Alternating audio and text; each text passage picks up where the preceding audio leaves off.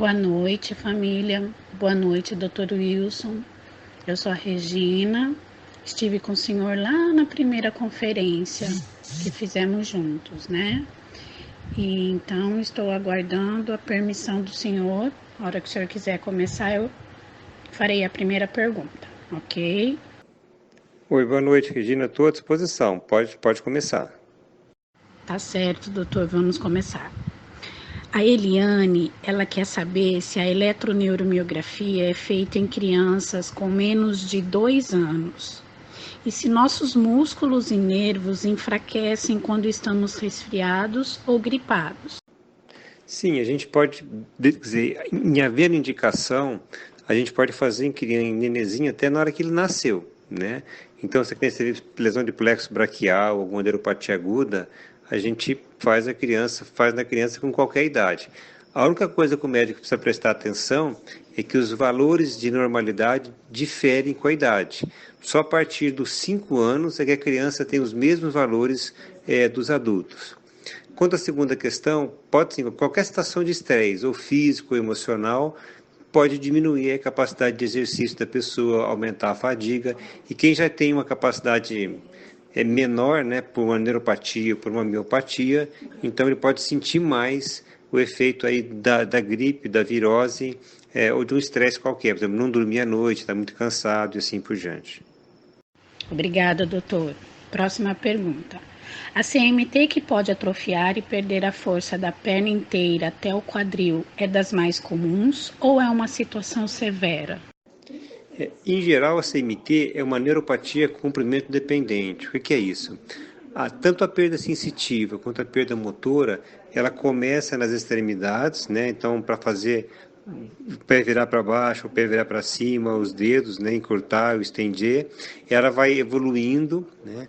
Quando ela chega mais ou menos no joelho, fica fraco para chutar ou para encolher a perna, as mãos começam a ficar fracas e depois ela pode evoluir mais proximalmente. Em geral, no CMT, nas formas mais comuns, pelo menos, o cometimento muito proximal, né? Por exemplo, dificuldade para sentar e para levantar por fraqueza na articulação do quadril, é raro, né? Então, esses casos costumam ser casos que são um pouquinho mais severos do que os outros casos. Certo, obrigada. Agora da Geisa. Ela pergunta quem faz artrodese no pé poderia andar de bicicleta e fazer academia futuramente? E ela tem também uma dúvida. Suas duas irmãs não têm CMT e são filhas do mesmo pai e mãe. E só ela tem. Ela queria se tem como explicar. Bom, quanto à artrodese, né, quer dizer, depois da artrodese, os melhores exercícios são a bicicleta e natação ou uma hidroginástica, né? Fazer academia é um pouco complicado porque não deve forçar muito esse pé mais. Se for fazer academia, tem que fazer exercícios que poupem aquela articulação que foi artrodesada, né? Então, esse é o cuidado que tem que ter, né? Uma outra coisa que eu lembro, quer dizer, quem vai fazer musculação e fazer academia, tem que tomar muito cuidado para não fazer uma carga excessiva, né? Que isso pode prejudicar o CMT ao invés de ajudar, né? A outra pergunta, né, é o seguinte, olha, existem vários tipos de herança no CMT, a dominante, a recessiva, a ligada ao X e a mitocondrial, né? Quando os pais são normais e nasce uma criança afetada, pode acontecer duas coisas, ou é uma herança recessiva, né? Ou seja, o pai tem um gene normal e um gene mutado, a mãe tem um gene normal e um gene mutado, e nesse caso, o gene normal ele é mais forte que o gene mutado, mas a criança recebeu os dois genes mutados, então aí aparece a doença. Nessa situação, a chance de cada filho ser doente é de 25%, né? De ser completamente normal clinicamente, genotipicamente é 25%, e 50% vão ser clinicamente normais, mas vão ter o gene mutado e poderão passar para os filhos se casarem com alguém que também tem um gene mutado, né? A outra possibilidade é que o pai é normal, que a mãe é normal, que os dois genes dos pais são normais, os dois genes da mãe são normais, mas quando foi fazer o gameta masculino, né, o gameta do pai ou da mãe, aconteceu alguma coisa errada. Então a gente chama isso de uma mutação de novo. Então, nessa situação, tá todo mundo normal, mas quando foi fazer o espermatozoide ou o óvulo daquela pessoa, aconteceu um erro e aí a doença nasceu. Né? Nesse caso, os filhos dessa pessoa vão poder também ter a doença, 50% de chance de cada um. Já quando são recessivos, a chance, se não casar com alguém que também tenha mutação, é praticamente nula. Ficou muito confuso? Não, deu para entender. Obrigada, doutor. Essa resposta para a Geisa também já esclarece algumas outras que me perguntaram em relação à academia. Então, o doutor aí já deu uma esclarecida legal, tá certo, pessoal? Então, vamos lá, doutor, para a próxima. O Rangel, do Rio Grande do Norte, ele passou por procedimentos cirúrgicos para alongamentos dos tendões. Pode acontecer de voltar a encurtar com o tempo, porque ele tem sentido ultimamente muitas dores e incômodo de um tempo para cá. Então isso o aflige. Isso pode acontecer de voltar a encurtar? Bom, quanto à cirurgia, né, quer dizer, qualquer cirurgia no CMT, a gente deve pesar bastante, porque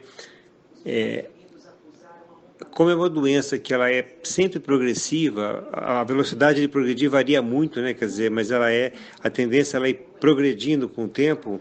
Então, se você faz uma cirurgia muito precoce, ela quase sempre você vai precisar de uma outra cirurgia depois. Então, a gente indica a cirurgia quando ela realmente é necessária e a gente espera o máximo possível, né? Para depois tentar corrigir o defeito, porque isso pode voltar. Né? Então é possível sim que ele precise fazer um outro alongamento ou algum outro tipo de cirurgia para corrigir o defeito que ele tem no pé. Por outro lado, né, quer dizer, nem sempre a dor significa um problema ortopédico. Né? Ele pode ter a dor ou alguma disfunção que tá incomodando, não porque ele está com um defeito no osso ou o tendão encurtou, mas pela própria neuropatia. Então, no caso dele, eu acho que é fundamental que ele procure o médico dele lá e que eles vejam de onde vem essa dor. Se é uma dor que está se originando uma dor músculo-esquelética, né? Ou será uma dor neuropática, porque o tratamento é completamente diferente. Obrigada, doutor. A pergunta agora é da Sandra Moreira, de Campinas.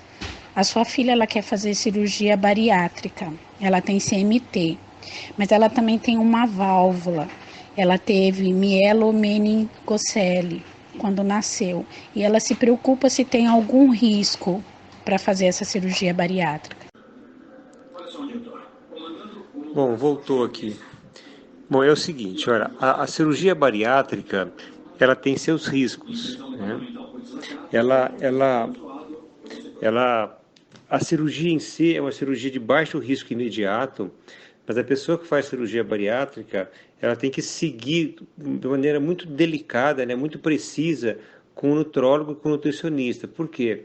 Existe uma grande tendência a desenvolver deficiências nutricionais de micronutrientes, de vitaminas, às vezes de proteína, né?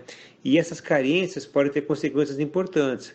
Por exemplo, a gente já teve paciente que teve neuropatia periférica, que teve mielopatia, que teve demência, às vezes mais de uma dessas coisas juntas. Né? Bom, voltando para o Charcot-Marie, o que vai acontecer? O paciente com Charcot-Marie ele já tem uma neuropatia. Se ele vai fazer um procedimento que tem o risco de dar neuropatia, então ele tem que ficar sob um controle bastante preciso, né? Bastante minucioso, para ele não desenvolver neuropatia. Então, eu já tive pacientes que fizeram a cirurgia bariátrica, que foram muito bem, mas eles seguiam com maneira muito de perto com o nutrólogo. Né? Então, isso é fundamental se a pessoa decidir fazer. No caso da filha dessa pessoa, essa senhora, né, tem a mielite, a mielopatia que ela tem. Então, tem que seguir então, de maneira muito mais cuidadosa ainda. Então, Em princípio, não é proibido de fazer, mas tem que fazer um seguimento muito, muito, muito minucioso. Ok, doutor, muito obrigada. Tá dando sim para entender agora, a conexão tá tudo ok. Vamos para a pergunta da Amanda. Podemos utilizar aqueles medicamentos spray, tipo diclofenaco e demais aerosol? E ela também tem outra dúvida. Se o Charcot 2S é mais uma variante ou somente tipo? Bom, não existe nenhum problema em utilizar esses anti-inflamatórios por spray, né? Quer dizer, o risco é risco semelhante igual de qualquer outra pessoa, né? Quanto ao Charcot, ele é assim, eu vou simplificar, né? Mas ele é dividido em dois grandes grupos, o CMT1, que é a forma mielínica, e o CMT2, que é a forma axonal.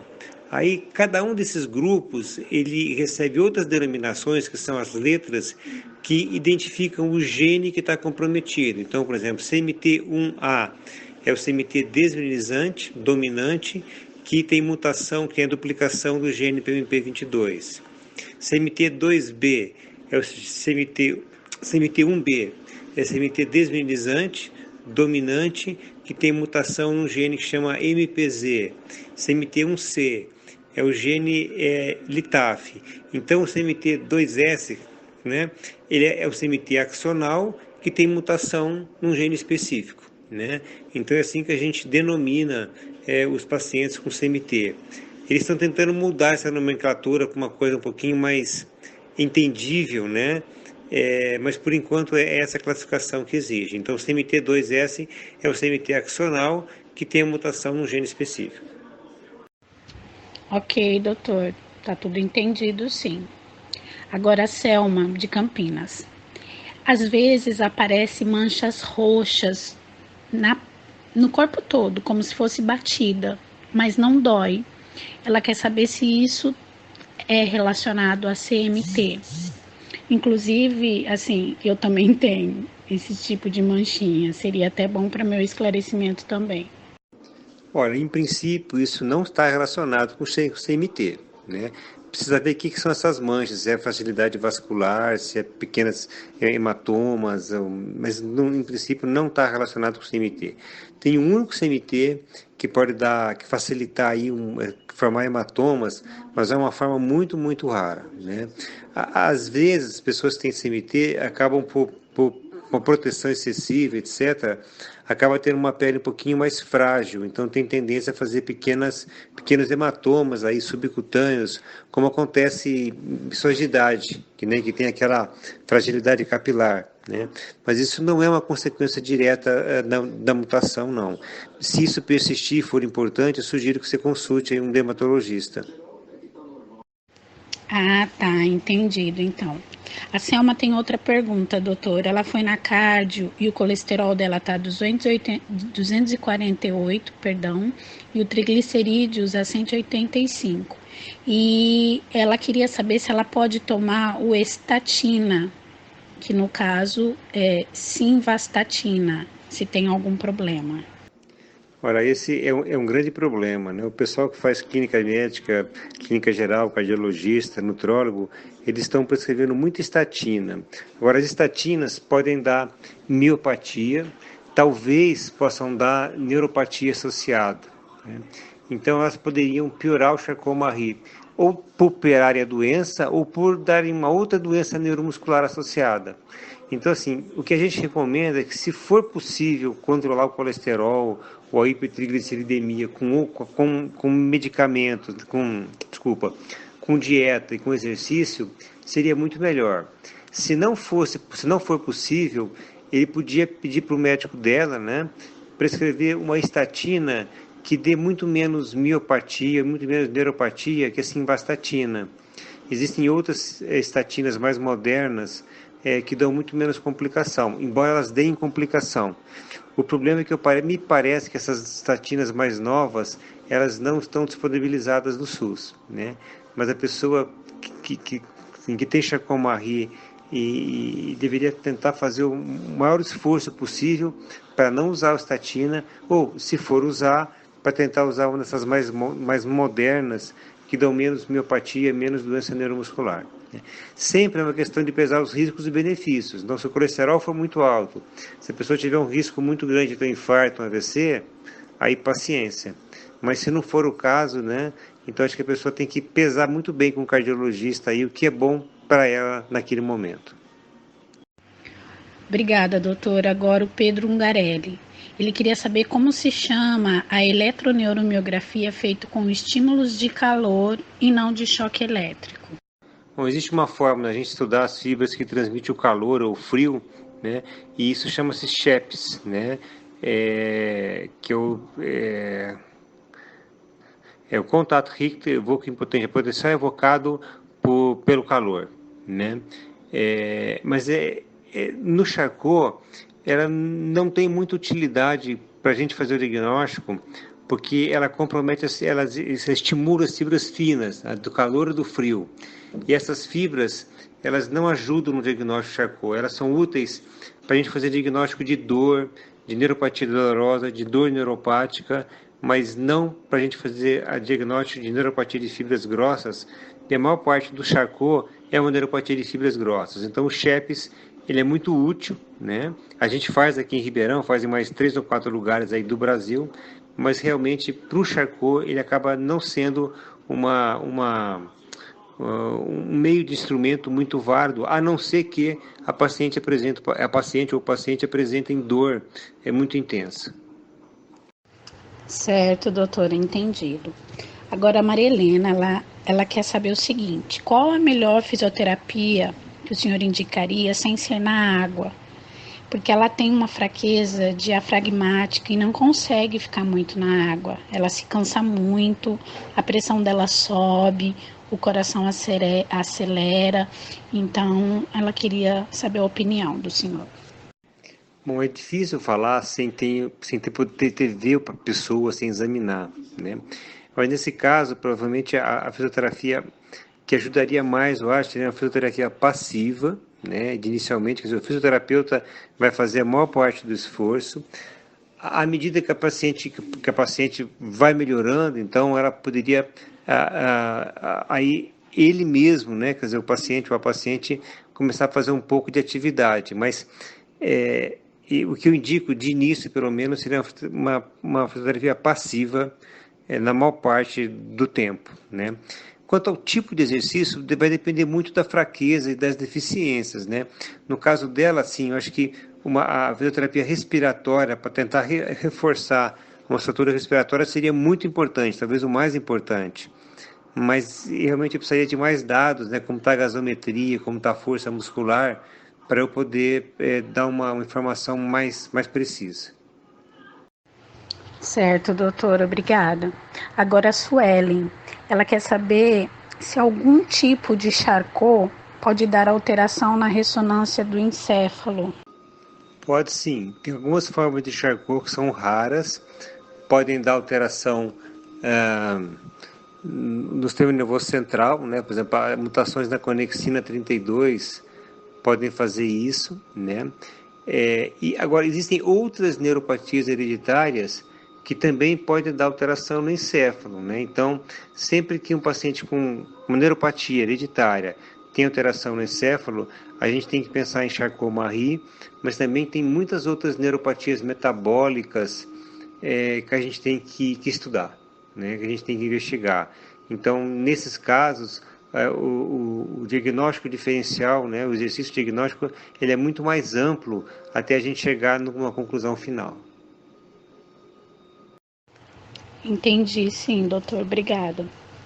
A Sabrina, agora do Rio Grande do Sul, ela quer saber o que são potenciais de reinervação em eletroneuromiografia e o que é desmineralização uniforme, ambos CMT1A. Bom, desmineralização uniforme é quando a redução. Bom, vou começar do começo. Né? Imagina assim, o nervo ele é como um fio, né? Tem a parte metal de dentro, que seria o axônio, e a parte da mielina, que seria a capa de plástico do nervo.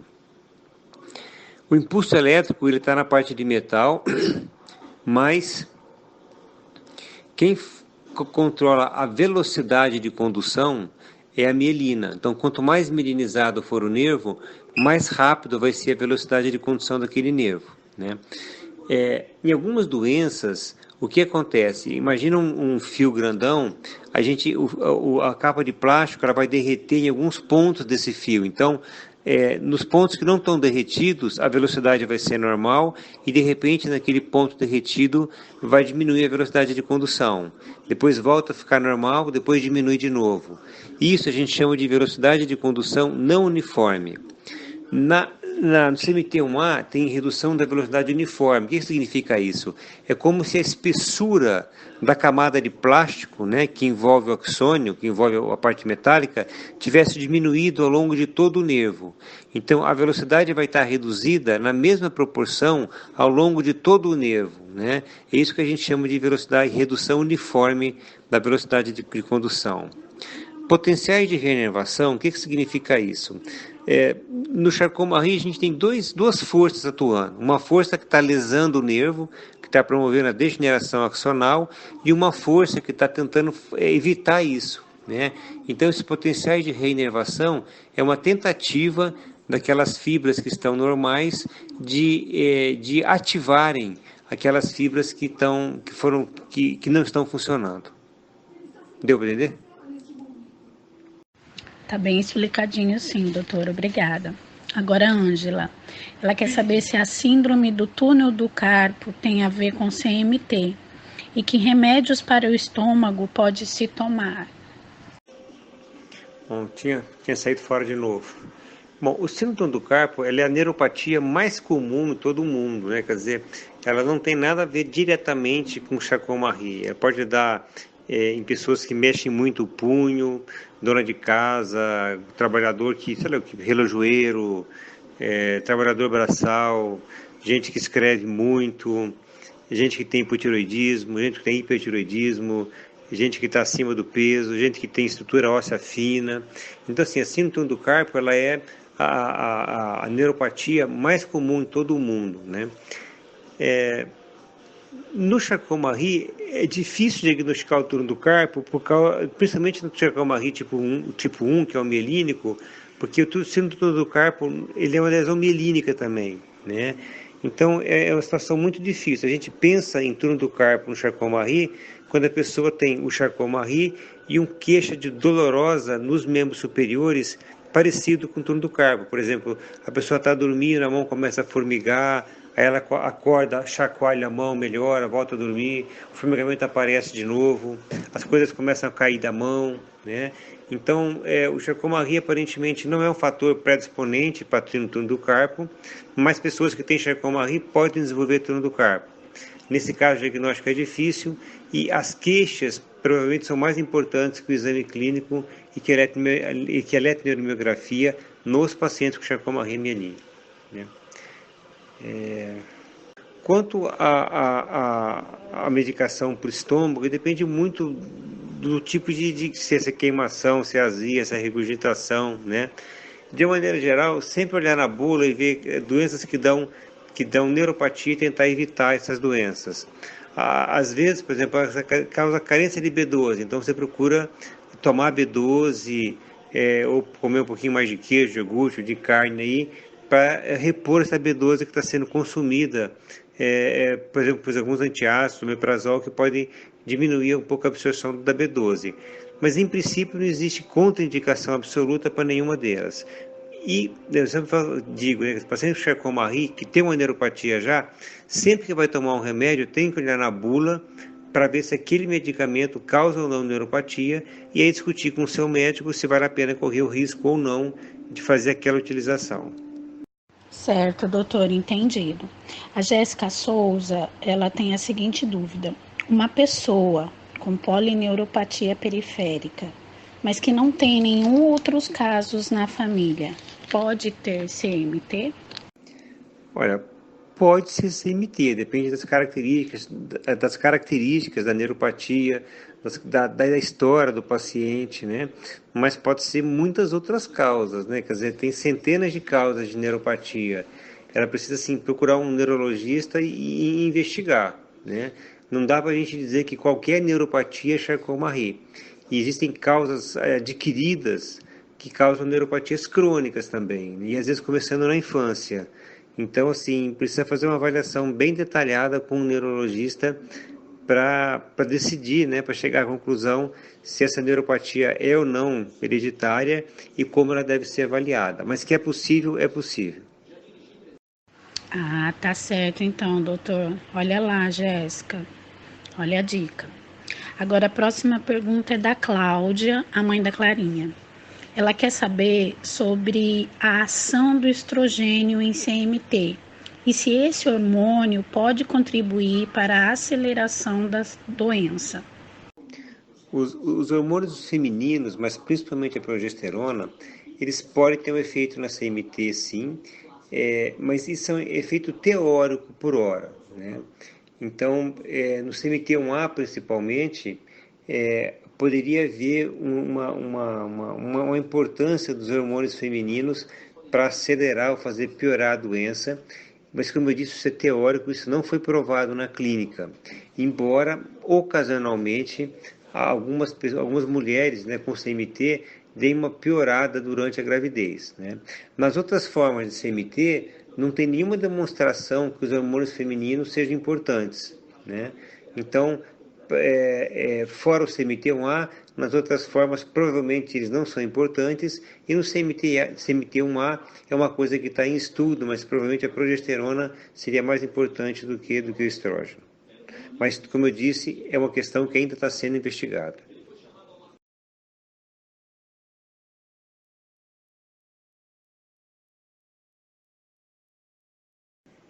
Olha, tudo depende de onde a pessoa quer chegar, né?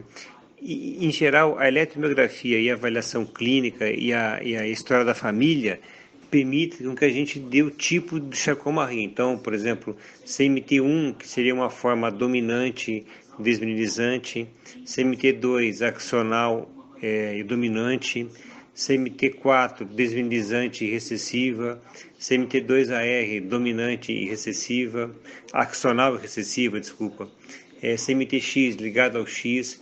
Então, a história clínica, a história da família e a eletromiografia dão um subtipo. Se a pessoa quiser fazer o subtipo, né, quer dizer, saber qual o gene que está envolvido, então tem que fazer o DNA, né? Para que vai fazer o DNA? Tudo depende muito do objetivo da pessoa na vida, das ambições, quer dizer, do que aquela pessoa quer fazer. Vamos supor, se a pessoa quer ter filho e não quer correr o risco de passar para o filho a doença, então ela tem que saber o subtipo, desculpa. Se a pessoa tem esperança de entrar em algum ensaio terapêutico, né, de testar alguma droga, então saber o subtipo também é importante, né? Então tudo depende assim da pessoa conversar com o médico que está seguindo e ver assim para cada um o que é útil e o que não é útil fazer, né? No momento onde não existe ainda tratamento específico para cada subtipo de CMT, a pessoa não vai estar perdendo muita coisa. Mas eu acho que o ideal no futuro é cada pessoa, cada família com CMT, saber o seu subtipo, porque isso pode facilitar na hora de a gente encontrar um tratamento específico para ela, né? Mas, por exemplo, nos Estados Unidos, onde esses testes são extremamente caros, em geral uma pessoa da família faz e depois o médico e a família assume que aquela é a doença, né? É a mutação para aquela família, né? Então, assim, realmente depende do quanto a pessoa quer, do quanto a pessoa está precisando naquele momento, mas eu acredito que em breve vai ser muito importante a gente saber não só o tipo de CMT, mas também o subtipo, e para a gente saber o subtipo tem que fazer o DNA. O senhor poderia explicar de modo simples o que é CMT recessiva, CMT dominante e autossômica? O senhor já, assim, deu uma explicada mais ou menos em algumas respostas, mas, assim, para definir numa só, a recessiva, a dominante e a autossômica, para as pessoas entenderem dessa forma. Desculpa. Eu acho que está meio complicado, mas talvez eu possa gravar uma aula depois e mandar para a associação, né? E, em todo caso, é o seguinte, olha, em princípio, estou simplificando bastante, né? A gente teria dois tipos de mutações. Uma mutação dominante, né, e a mutação recessiva. Então, cada um de nós tem sempre dois genes para cada traço. Um que vem do pai e um que vem da mãe, né? Então, por exemplo, a cor do olho, né? Eu tenho sempre um gene que determina a cor do olho que veio do pai, sempre um gene que determina a cor do olho e que veio da mãe. Da combinação dos dois é que vai nascer a cor dos olhos da gente. Para a maior parte dos genes, a gente tem um gene que é dominante, um gene que predomina, que é mais forte que o outro. Então, por exemplo, cor de olho. Vamos supor, se o indivíduo ele recebeu do pai para ter cor de olho marrom, né? E da mãe cor de olho marrom ou castanho, né? Cor de olho castanho, o que vai acontecer? Ele vai ter cor de olho castanho porque ele tem dois genes castanhos, ou marrom, não sei, né? Agora, vamos supor que ele recebeu do pai para ter cor de olho castanho, mas recebeu da mãe cor de olho azul. O gene para dar o cor de olho castanho, ele é mais forte, ele é dominante em relação ao azul. Então, quem tem um gene castanho, um gene azul, vai ter o olho castanho, né? Só vai ter azul quem recebeu do pai o gene azul e da mãe o gene azul. O gene azul, então, ele só se manifesta em condições recessivas, ou seja, quando tem dois genes. Então, sempre que eu tenho um gene mais forte, um gene mais fraco, o gene mais forte vai se manifestar quando ele está com outro gene mais forte ou quando ele está com outro gene mais fraco. Então, isso é dominante, que ele não precisa estar em dois genes para se manifestar. O gene recessivo é aquele que se manifesta, que ele só vai se manifestar se tiver dois deles. Por isso que nessas heranças, geralmente elas são mais frequentes quando os pais são primos. Quando os pais são primos, é mais fácil deles terem os mesmos genes defeituosos, né? Então, nesse caso, em geral, os pais são normais, porque eles têm um gene dominante e um gene fraco, um gene recessivo, né? Então, o pai assim, a mãe assim, e o paciente, a criança que nasceu com a doença, ele recebeu o gene mutado tanto do pai quanto da mãe, né? Então, isso que a gente chama de herança dominante e de herança recessiva. Na herança dominante, basta ter um gene, então, para ele se manifestar, e na herança recessiva tem que ter os dois genes iguais para ela se manifestar. As doenças dominantes são muito mais frequentes. Autossômica é mais difícil de vocês entenderem, mas seria assim, olha, a gente tem 46 cromossomos. Desses 46 cromossomos, 44 dão características gerais, né? E dois cromossomos são os cromossomos sexuais. Então o X está ligado ao sexo feminino e o Y ao sexo masculino. Para ser mulher tem que ter 2X e o homem tem um X e um Y. Então são os cromossomos sexuais. Os outros cromossomos, que não são o X e o Y, são os autossômicos, né? Então, quando a gente fala autossômicos, são mutações que estão nesses cromossomos que não são os cromossomos sexuais. E a gente fala de herança ligada ao X, herança ligada ao sexo, quando está no gene X, que é o gene que determina o sexo feminino, né? Eu acho que vai ficar meio confuso para vocês assim, mas eu vou montar uma aulinha mais simples, eu passo para a associação, se a Silvia concordar, e ela coloca isso no site para vocês olharem lá com mais vagar, com mais cuidado. O sistema nervoso. Nossa, doutor, tá bem esclarecido sim, não se preocupe. Mesmo tá ótimo, ótimo mesmo. Vamos continuar então. A Carolina, a dúvida dela é a seguinte: a desautonomia, por ser uma disfunção do sistema nervoso, pode ser provocada pela CMT? E uma vez diagnosticada, quais seriam os... Bom, a desautonomia, ela pode ou não fazer parte do quadro de CMT. Na maior parte dos tipos de CMT, a desautonomia não é uma manifestação importante, né?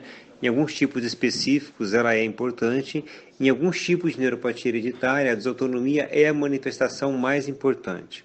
Agora, a desautonomia pode ser um monte de coisa, né? Então, pode ser, por exemplo, constipação intestinal, diarreia, não conseguir controlar a urina, não conseguir controlar as fezes, pode ser dificuldade para deglutir, dificuldade para fazer digestão, pode ser levantar e ficar tonto, pode ser dificuldade em os olhos acomodarem para a luz, dificuldade em controlar a temperatura corporal, em suar, em chorar, em sair lágrima.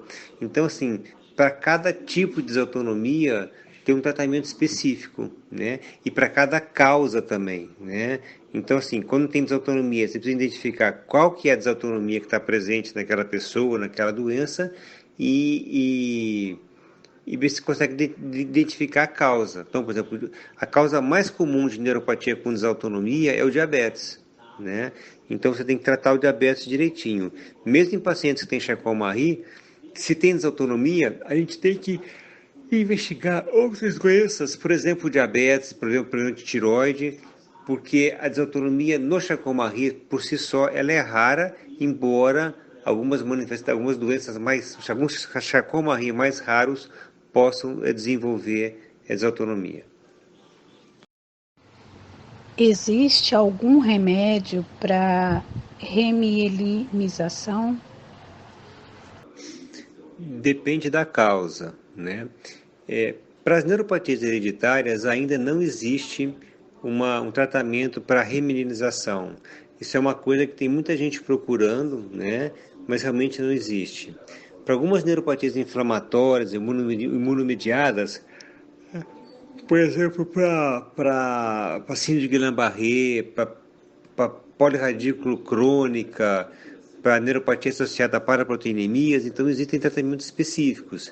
Para algumas formas a gente usa imunoglobulina humana endovenosa, a gente pode usar plasmaférese, pode usar corticoide, né? Então, para as formas adquiridas, existem sim medicamentos que tratam a doença, né? E aí vai haver a remedialização. Para as formas hereditárias ainda não existe uma maneira de a gente conseguir isso. Certo, doutor, obrigado. Estamos finalizando, viu? O João Humberto, ele tem a seguinte dúvida: a mãe é portadora e sente muita queimação nos braços e nas pernas. Poderia ser alguma consequência do Charcot ou alguma outra patologia essa queimação? Olha, pode ser do Charcot, mas antes que a gente atribua ao Charcot, a gente precisa fazer uma investigação mais ampla e afastar outras doenças que são muito mais comuns que o Charcot e que causam queimação. Por exemplo, a neuropatia diabética, a neuropatia pela tirotoxicose, carências vitamínicas, né? Então, assim, poder pode, mas precisa ter certeza que é do Charcot mesmo, porque pode ter um tratamento específico para isso, né? Então, se for deficiência de B12, tem que tomar B12. Se for excesso de B6, tem que parar de tomar B6. Se for carência de B1, tem que tomar B1, né? Então, é muito importante que a gente faça uma investigação para ver se a queimação faz parte ou não do quadro. Lembrando que, em geral, queimação não é uma manifestação muito comum no Charcot-Marie, embora isso não afasta o diagnóstico e pode acontecer ocasionalmente, sim. Certo, doutor. Agora, a Soraya Regina, de São Paulo, ela queria saber sobre o Charcot tipo 3, Degerine Sotas, e sobre o comprometimento respiratórios. Os exames de rotinas revelaram uma elevação da cúpula diafragmática, a telectasia laminar, na base. Como tratar? Qual o prognóstico? Alô, desculpa, acho que saiu fora do ar, mas acho que voltou de novo. É, é, é o seguinte, olha, o CMT3 é uma forma, ou Degerine Sotá, né? É uma forma um pouco, em geral, mais grave da doença e ela pode ter comprometimento respiratório. Nesses casos, o que a gente faz é tratar, né, como sendo qualquer doença neuromuscular com problema respiratório. Então, tem que saber a gasometria, tem que saber a prova de função pulmonar, tem que fazer, às vezes faz polissonografia, e aí, então, dependendo desse conjunto de resultados, a gente vai indicar a fitoterapia respiratória, vai indicar o BiPAP, que é um aparelhinho que que ajuda a respirar à noite, e assim por diante, né? Então, assim, eu não vou falar especificamente do caso dessa paciente, porque eu não a vi, não examinei, mas Obrigada, doutor Wilson, está bem esclarecedor, sim. Agora, o nosso tempo já acabou, né? Já são 10h30 e eu gostaria de sugerir para o senhor a seguinte maneira. Faltam umas 3 perguntas. Eu gostaria de sugerir de mandar no privado do senhor essas perguntas. Conforme o senhor for tendo tempo, o senhor responderia e eu passaria para o grupo a pergunta e a resposta do senhor, né? Assim nós finalizaríamos, né, a conferência de hoje. O senhor também está muito cansado, está tarde também, então eu sugeria isso. Se tudo bem para o senhor de eu encaminhar essas últimas perguntas e o senhor responder conforme o tempo livre do senhor, se tiver, tá bom? O que o senhor acha? Oi, desculpa, tinha sumido de novo aqui a rede, está muito ruim aqui hoje.